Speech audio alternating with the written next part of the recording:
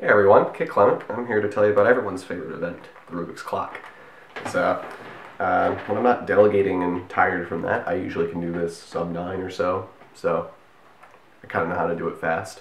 Had a 666 single December in UIUC. It put me 17th in the world, so I have a few things to say about how to do this event fast, so let's get into it.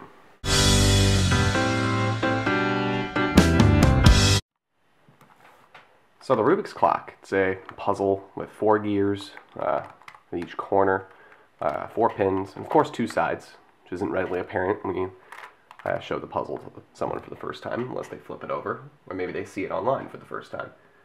So the idea is that the pins are going to change the area of effect for the wheels. So essentially, on each side, it's going to affect the area which each wheel turns, and it'll do all adjacent wheels to each pin that is up. But all pins that are down will not move anything, but all the down pins will move together. The solution for this puzzle is mostly the same every time. The pin order really never needs to change. Some people vary their pin order. I really don't. I try not to, because it makes you more consistent and you can do it very fast. I learned my pin order from Stefan's website, which starts with the bottom left, up right, up left, left 2, and then upper right, flip it, and then do the same thing again, down left, up right, up left, left 2 pins, up right 3, and then you do the corners. So this, then these 3, and these 3, then these 3, then all up, and you move to 12. So if you don't know how to solve a clock yet, I advise that you learn from Stefan's website. Very easy to follow. You don't really need a video to learn how to do clock. So I'm going to be talking about his pin order. So if you use a different pin order, my tips won't directly apply to you, but some of them may as well. So take everything with a grain of salt.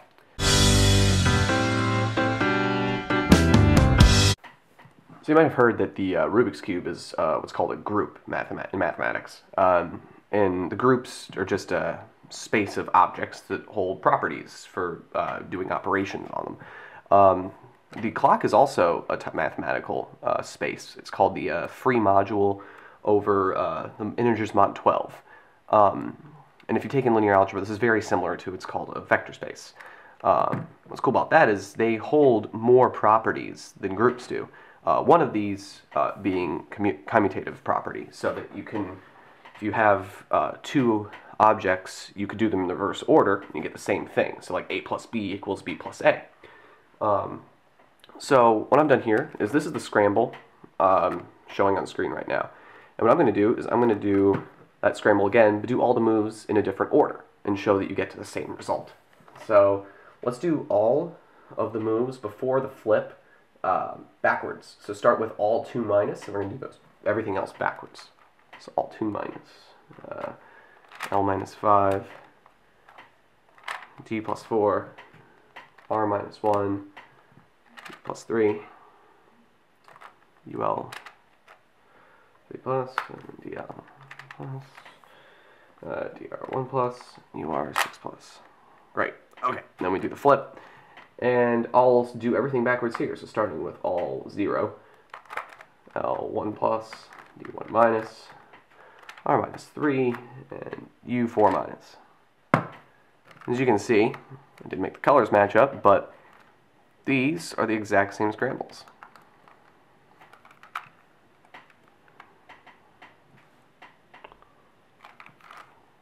So that's a pretty cool thing. So if you're ever scrambling for a WCA competition, you think you might have messed up a certain turn, remember it, remember that pin position, and if you're off by just that turn, you can go back and adjust it. So it might save you a lot of time that way. Saved me quite a few times.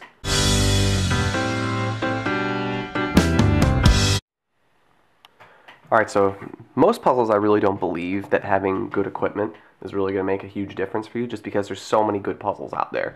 Rubik's Clock is not like that. There really isn't much good equipment out there. So having a good clock is huge to getting fast.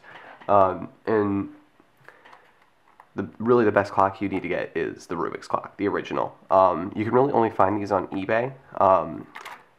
If If you have a Lingao, you can make do with it, but the Rubik's is really important to have. But it's also important you get the right kind of Rubik's clock. So many people don't know this, but there's two different ways they manufacture the clocks. And you can tell this by looking at the outside. You need to have a clock that has dimpled pins. So here's showing a picture of the clock from the side. You can see there's a little divot in the yellow pin. So this is what I'm holding right now, a good clock. The reason for this is that when you take apart a clock, so here I have just the front taken apart.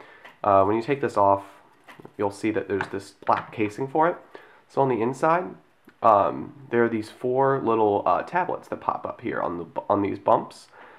This is what gives it its clickiness. So if you have a flat pinned Rubik's clock, you're not going to feel the clicks as much. Whereas with this one, you can very much feel the clicks, which is very important because it's feedback for how accurately you're turning, which helps you get faster at the event. So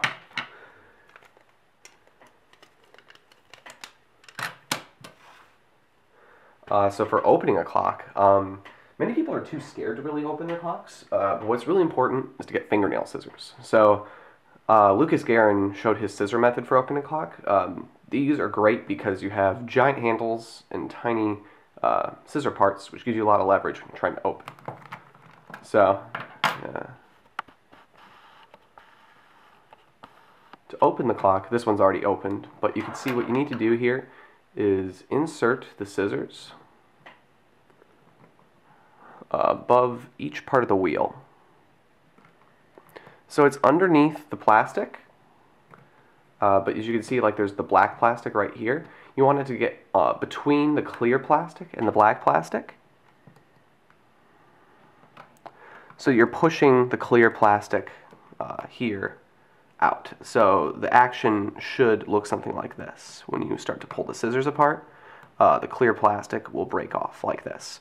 Clearly mine's easy because it's already broken, but with the help of fingernail scissors, you should have an open clock in no time. I can typically open a clock in about 20 seconds with fingernail scissors. So if you ever need help opening a clock at competition, let me know.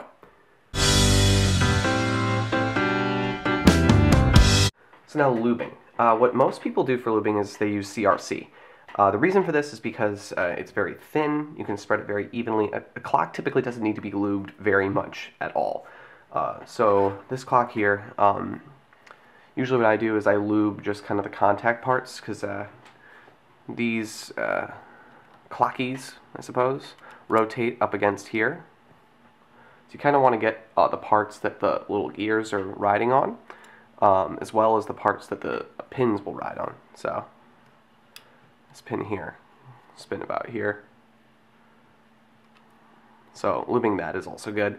Some people sand it down. I haven't found that it really helps me too much, so I sanded one of my clocks and it didn't turn out too well, so I don't typically sand my clocks. I know that in David Woner's opening a clock and lubing tutorial, he sands his. You can if you choose to. I didn't find it very helpful. See some of the very trace lube there. The light shines on it. But yeah, if you do CRC, lay out all the pieces just on a paper towel. Best thing to do. Just spray once very quickly across without like the straw on there, just to get a very light coating. Clocks, again, don't need much lube, or else too much lube, you're not going to feel the clicks, which is so important to solving fast. If you don't have CRC, Traxxas works. In fact, my main clock, this guy here, I use Traxxas on this guy, just because it's all I had at the time. And it's not bad. It took a long time to get good because Traxxas lube is very thick. And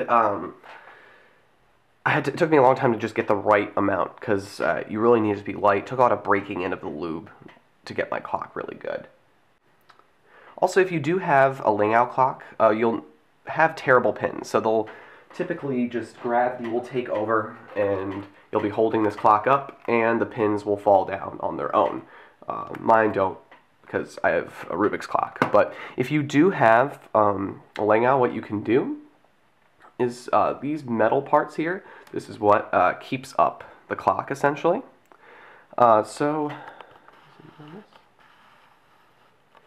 To help make your clock better, you can take this pin and just slightly bend it if you find that your pins are falling, and that will help add some resistance into the part that pushes these through, and as a result you'll have a better clock. That's about all I have to say about equipment. If you want to see David Woner's video on how to lube a clock, it's a great resource to see. He also has more information on how to open your clock. Fingernail scissors are great, in my opinion, so I'd use that. But once you get that part done, he shows you how to unscrew everything, so that's a great video to watch.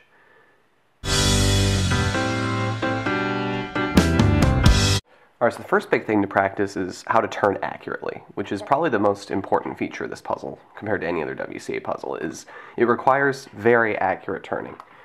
So one exercise that I do is to just do the same turn over and over. So for example, if I'm practice like 2 turns with this wheel, I can do 2, oh, screw up already, 2, 2.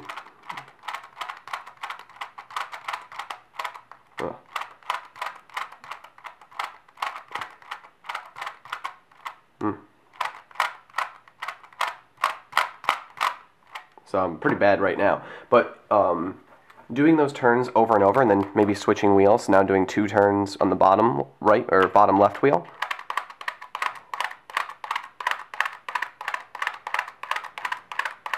Consistent accuracy is very important with Rubik's clock, and getting that down, especially for large turns, so also practicing maybe doing 6s over and over.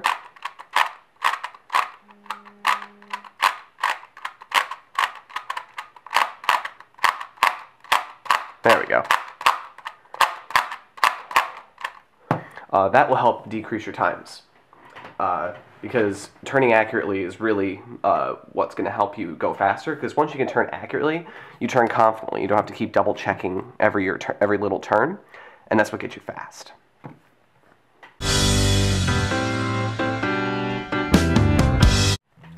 So another big thing that helped decrease my solve time were flips. So whenever you can incorporate a non-Y2 flip into your solve, it's going to decrease your times. Because doing this flip, so when you flip your clock over, is much faster than doing this. Even rotating about a corner, like this, will decrease your solve times. I did an average myself once, so it was like average of 12 of each flip, just kind of putting my arms on the stack by doing a flip and stopping. My X2 flips were around 0.2 seconds. My corner flips, right-handed were around 0.3. My right-handed was slightly faster. X2 took about 0.4 to 0.5, somewhere in that range. So it is a small part, like 0.2 seconds, but that can really decrease your solve times if you can take advantage of a different flip. This leads me into my next tip, which is to solve from any side. So if we're to take any given sort of scramble here,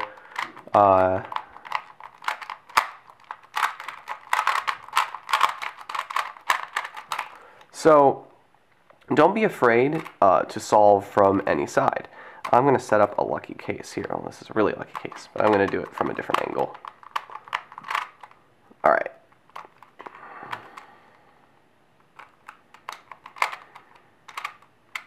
Okay, so this is a really lucky case here. It's the center edge case, but it's not in the right place, because normally we solve the center to the top edge first, but we have the center to the right edge solved. But you can always just rotate your clock like this, and then solve normally. So go ahead and skip this pin, jump to here, solve here, raise this pin, then solve here. The only difference now is you have to remember where your 12 is when you adjust. So you'll do this side here, then I'll do this flip.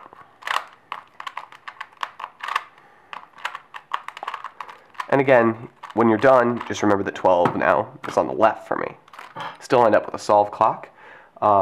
You had a much better flip to deal with, and you took advantage of a lucky case that you otherwise probably wouldn't have.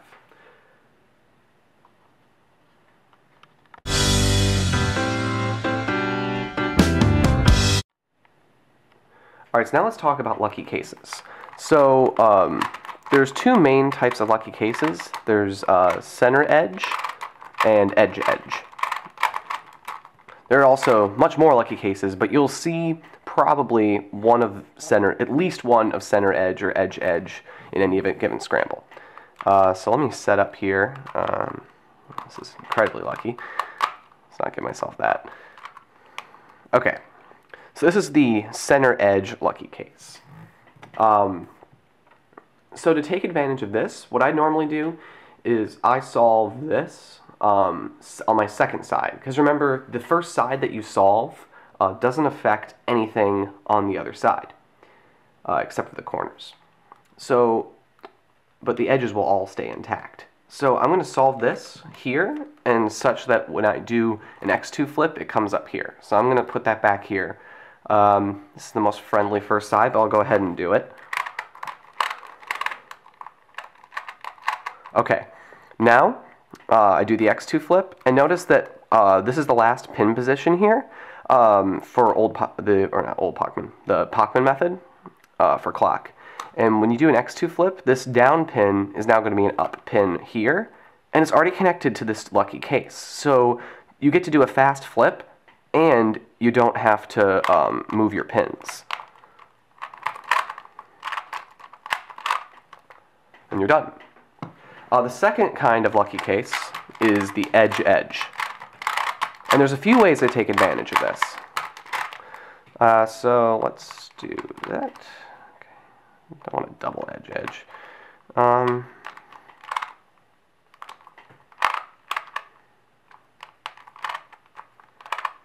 Okay, so this is the edge edge, where you see two edges match up. Where I like to put this depends on the case. So one way that you can do this is you could put it in the left and the bottom. Because when you do your first move with the down left pin, and you match up this, these will move, but they'll move together. You'll match the center to the top clock. Then next, when you match to this clock, it'll automatically match to that clock. But what I do typically depends on how far I have to turn it. So I believe it started here. So this was a 6 turn to get these two to match, which is quite a lot. It's much easier to match this center to these two because it's only 3 away. So what I would do in this case is I would start up here on my upper right pin and do the +3 turn and then immediately rotate. So usually I would grip it so that I could pivot around my left thumb here and drop it down. So I'm going to go and start like this, do this 3, then switch to this pin, and then solve normally. So again, with the edge edge, there's 2 different things. It just really depends on which makes a shorter first move. Set that case up again. Terrible at setting up cases. Alright, so here, edge edge. So put this here. It's 2 to match this, and it's also 2 to match this to these 2. So either way works. I could do it. And there's one side. So I can set up an edge edge here. Okay. So here you can see that matching this to this guy, if I were to put these in the left and bottom, it's going to take a 5 turn to match this to this, which I really don't want to do. Instead, I am just going to start up here, then rotate. Ended up with a 6 and a 5 to finish that, but oh well. So that's how I take advantage of lucky cases.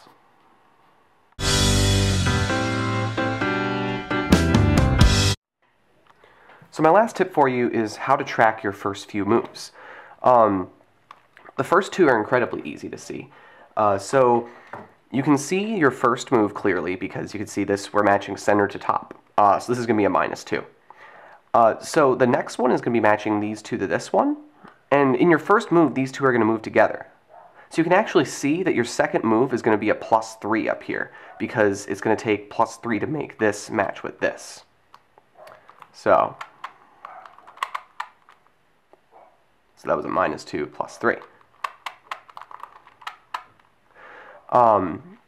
the other thing to notice is that your third move is just going to be the difference between these two clocks, which is a +6. Because the first two moves you do, you're going to move these two together, and then, because it moves these four. Your second move is going to move these four, which doesn't move these two at all. So right away, I know that my first three moves are going to be a -2, +3, and then 6. So -2, +3, 6, and I didn't even have to watch that. So I could be looking ahead to see how much I'm going to need to do this, which I saw was 4, move to 12. So that kind of look ahead can definitely help your solves, and especially when you don't have lucky cases, because you can track to see what your moves are all going to be. So again, the first one's easy to see, is how much this matches to this. Your second move is going to be how much the center is off from the left edge. And the third move is how far the left edge needs to adjust towards the down edge. So that's all I have to say about this puzzle. Hope you enjoyed this How to Get Fast at Clock and How to Get Fast series. Look forward to more videos. And last tip I can give you is just keep practicing. Clock is one of those events that really, just practicing is really going to drive down your times. It does help a lot to know what to do with lucky cases and how to practice well. But again, just doing solves is really what's going to get you there. So keep going at it. Maybe one day you'll break my records or some world records or continental records. So good luck to you. Hope to see you do well out there. And we'll see you next time in the How to Get Fast series.